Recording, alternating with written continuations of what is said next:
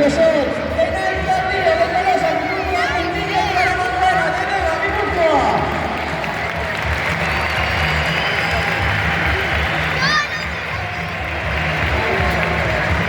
En segundo lugar, Jaja Carolina Villarena. Son los actuales campeones nacionales. Ellos son Soy Individual de Tecnica Guipúzcoa, Javier Soler de Valencia.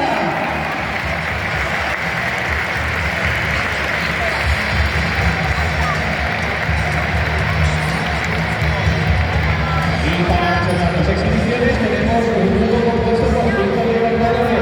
Ellos son Alex Ruiz de Casares, Guipúzcoa.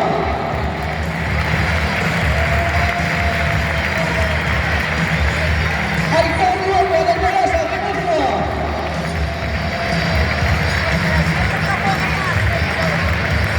Oyer Jauregui de Andoain, Guipúzcoa.